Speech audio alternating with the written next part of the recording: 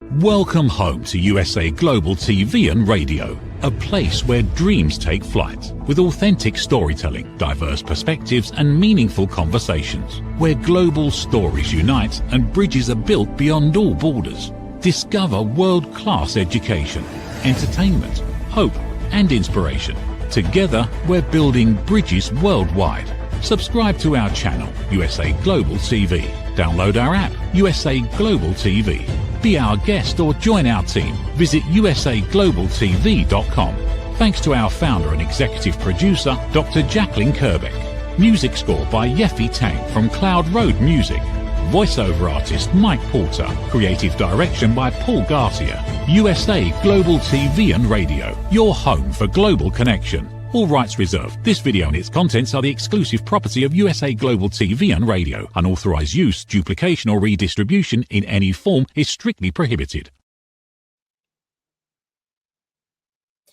Good morning, good afternoon, and good evening, and welcome home to USA Global TV and Radio, where we proudly provide world-class education, entertainment, hope, and inspiration. I'm Dr. Jacalyn Kerbeck, and I am your expert presenter today on Talking Heads. If you're new to our platform, welcome. We are thrilled to have you. We are streaming many places live, and then later we become a podcast on other platforms. But we'd love to have you join our community by going over to our YouTube channels, USA Global TV and Radio, and also Dr. Jacalyn Kerbeck on YouTube. Thank you very much. So today we're going to be talking about why most people resist change even when they say they want it. It's truly a contradiction because people talk about wanting change all the time, especially at the beginning of the year. We just came into 2026. I heard people at the gym talking about dry January and talking about losing so much weight and hitting so many milestones. And yet, as the year goes on, that desire to fulfill that wish sometimes starts to dissipate because people are resisting it on an everyday basis. So we have to find that clarity that really resistance, it's not weakness and it's not even laziness.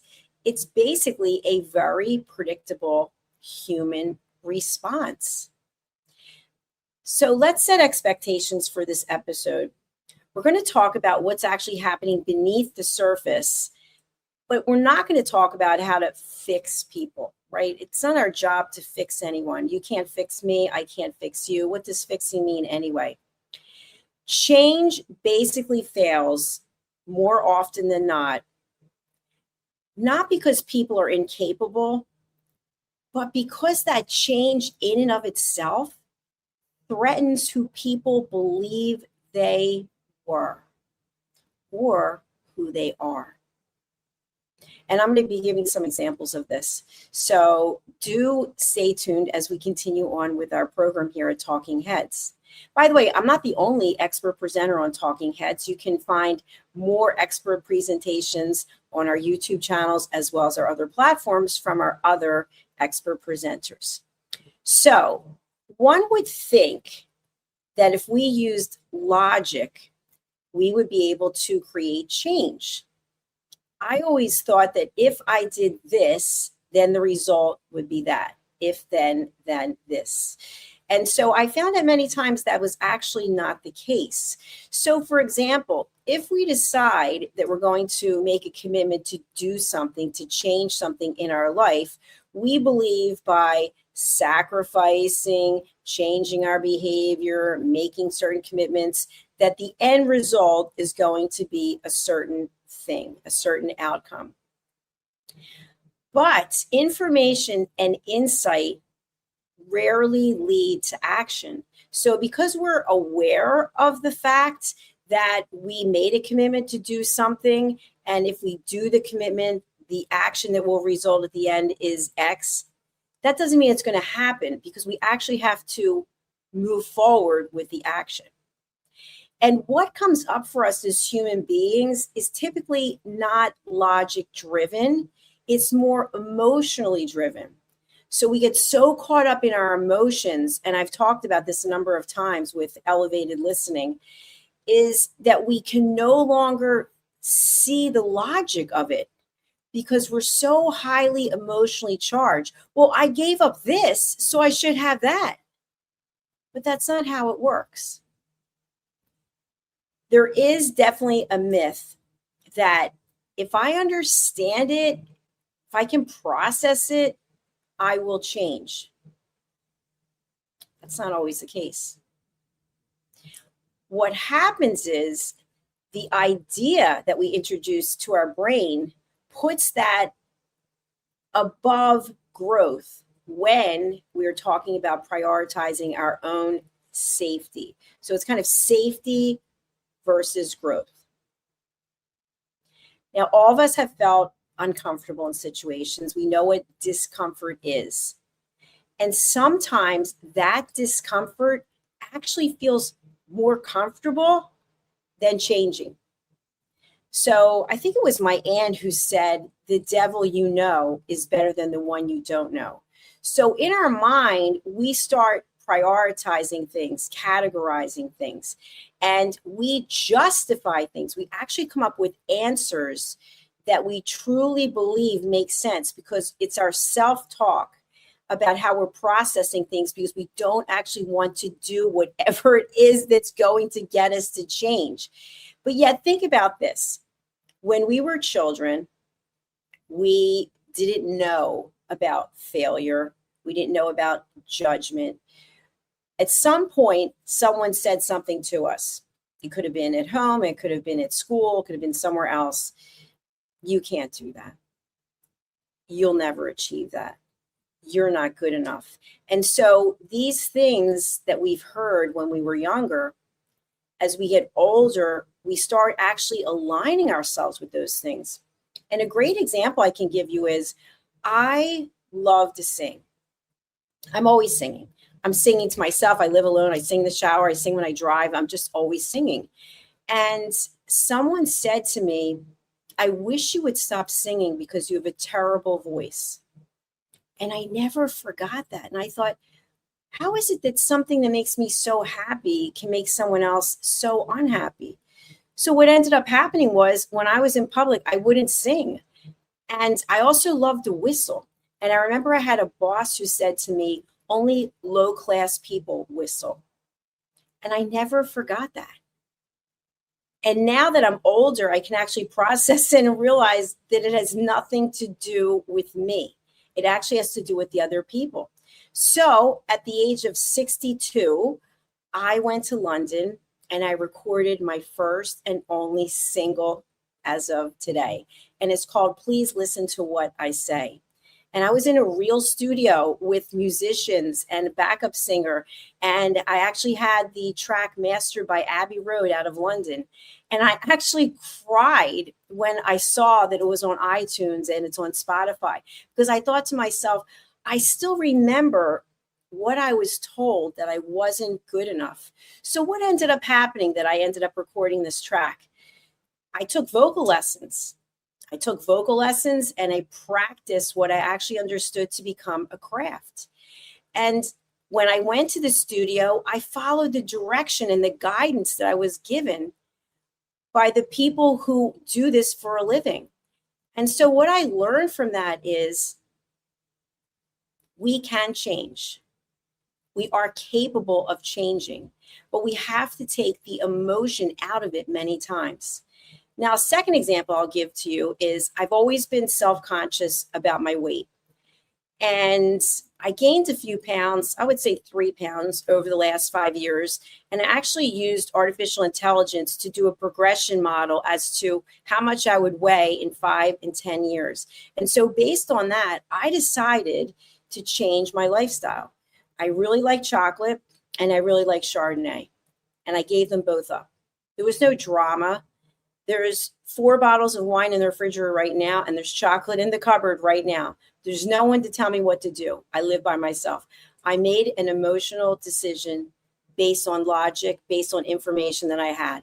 And the information was, if you keep trending this way based on getting older, you will probably gain 2, 3, 4 pounds. Now, is that the worst thing in the world?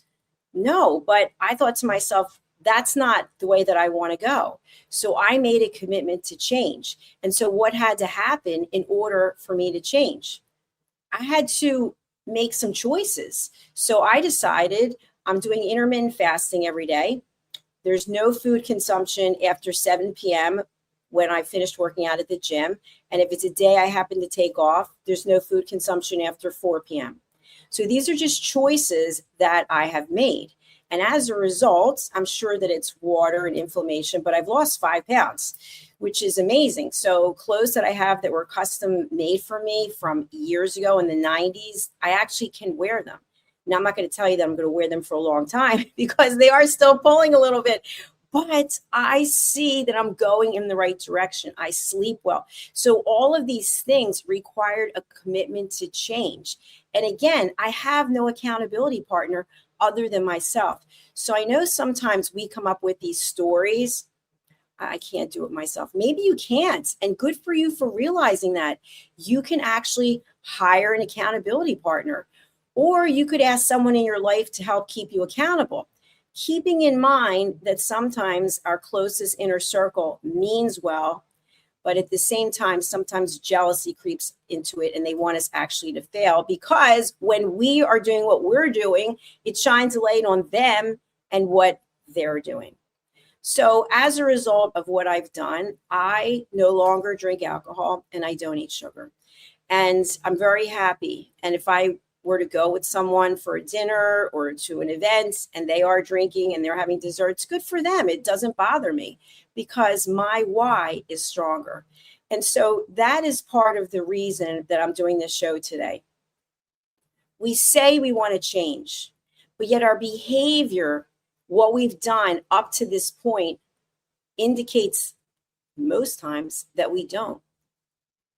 We don't actually look in the mirror and take responsibility or be accountable for the steps that we've taken. We blame it on someone else. We blame it on something else. Now, if you're not aware of this, my apartment was flooded 4 days ago, and it's the second time in a year that my apartment's been flooded through no cause of my own, through the upstairs last Saturday before the reunion show when I was going to be streaming for 6 hours. A pipe burst in the unit above. No one's living there. There was no heat on. And so my apartment was flooded. So I'm currently broadcasting to you from my kitchen. So my studio is completely trashed. And I had to, as a business owner, I had to say, well, what am I going to do? Because people are lined up for this show on Sunday. The show must go on. So I adapted my behavior so that I could continue with my business and keeping my word and my promises. But sometimes we give ourselves a pass and we say, you know what, this excuse, that excuse. So what I'm asking you to do is, I'm asking you to think to yourself, how important is the change that you think you want to make? And what is your why? Is your why strong enough to carry you through the times when you don't feel like persevering?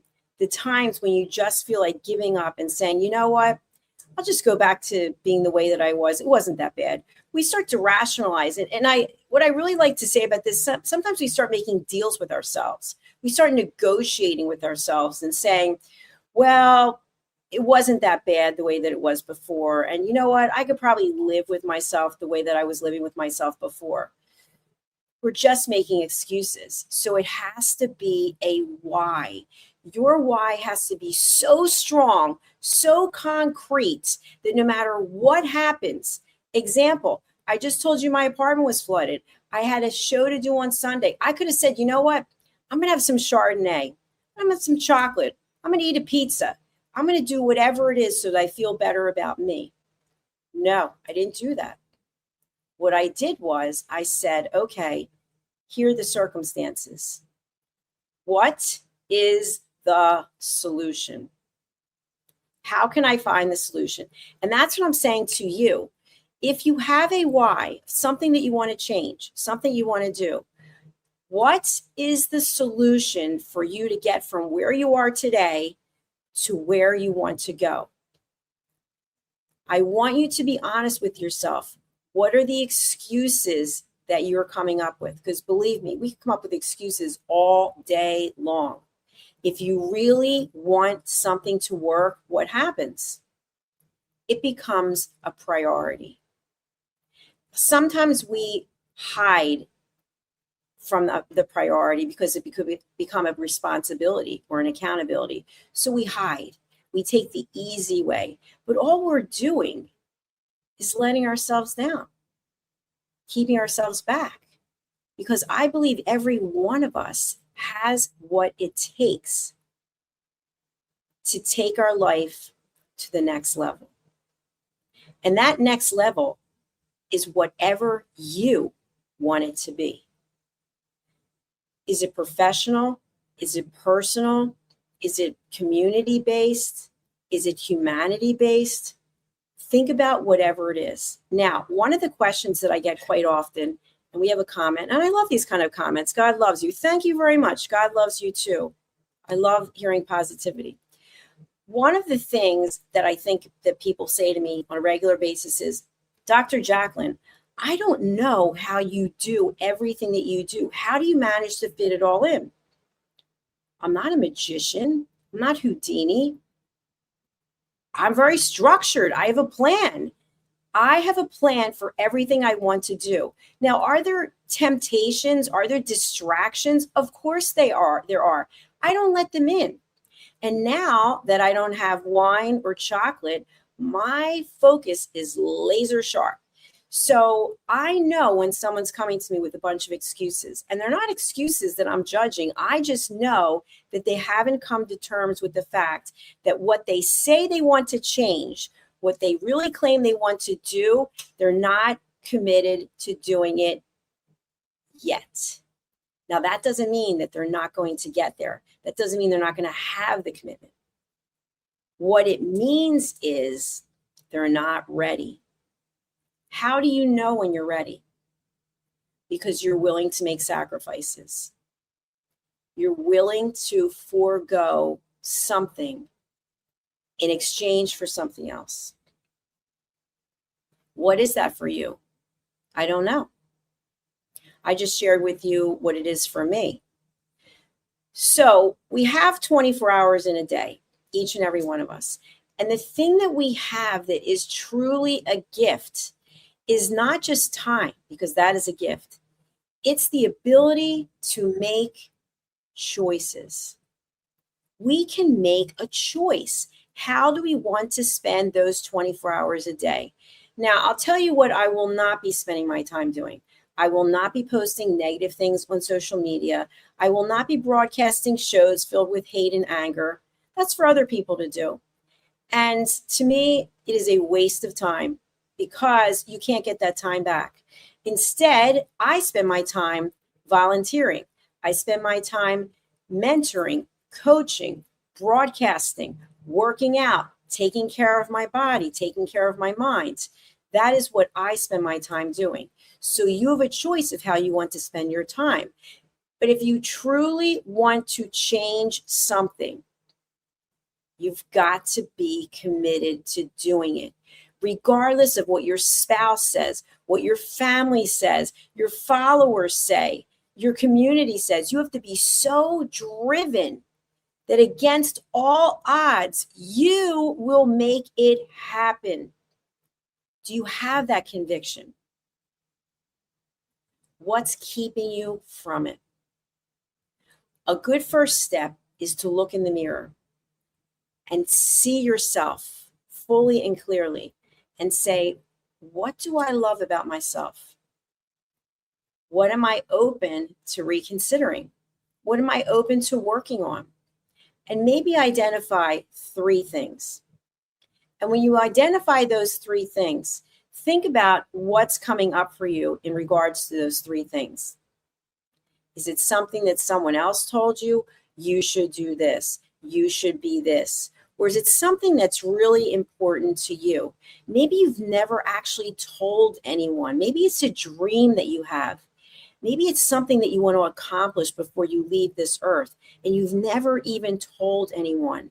Now is your time. It's your time to take control and say, you know what? I am going to work on accomplishing this. Whatever that is for you, no matter how small, how large,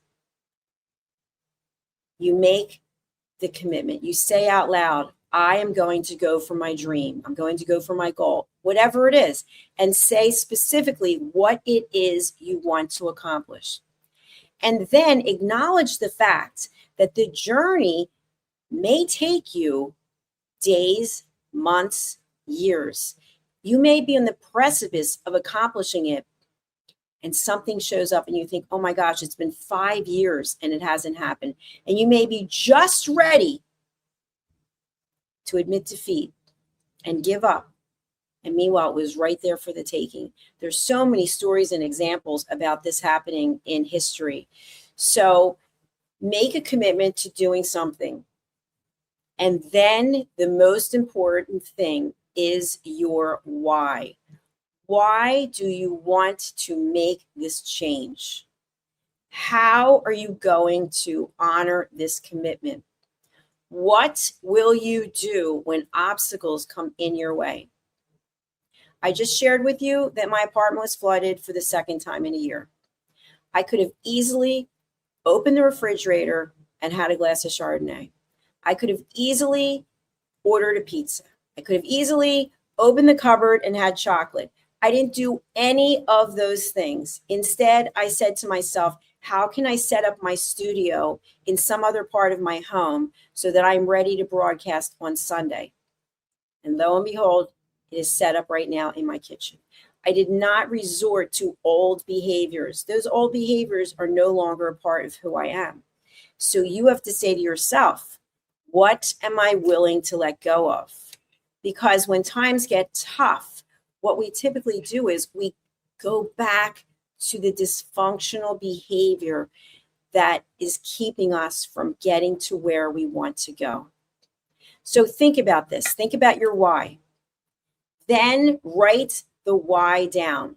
Maybe put it somewhere. I remember when I wanted to retire from my corporate career in 2020. In 2019, I worked with a coach, and I actually wrote on a piece of paper, I will be retired from the name of my company by this date. And the date was March 6th, 2020.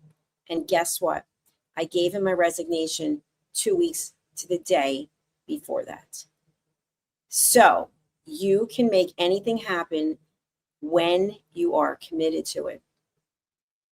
Now, what happens when you decide that the goal that you were aiming for has shifted?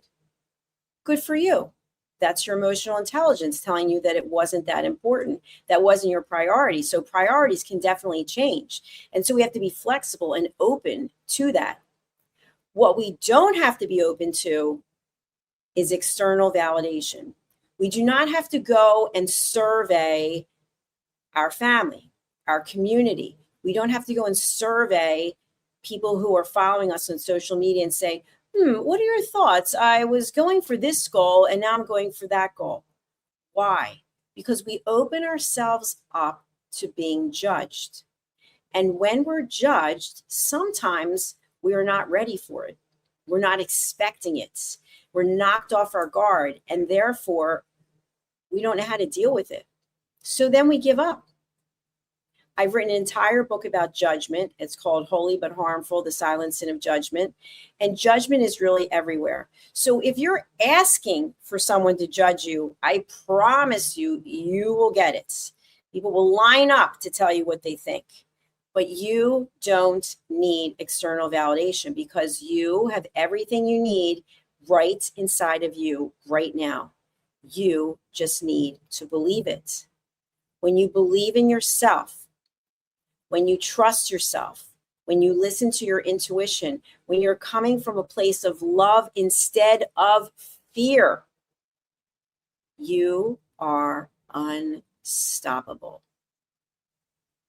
You have the power within you to do whatever it is you want to do to better yourself, to better your family, to better humanity. You just have to trust yourself and follow the process. My mother, who's not here anymore, she passed away. She used to say to me all the time, if only I had a magic wand. And I used to laugh because it just sounded, like, that would be great, Mom. That's a fairy tale. There is no magic wand. It doesn't exist. We have to do the work.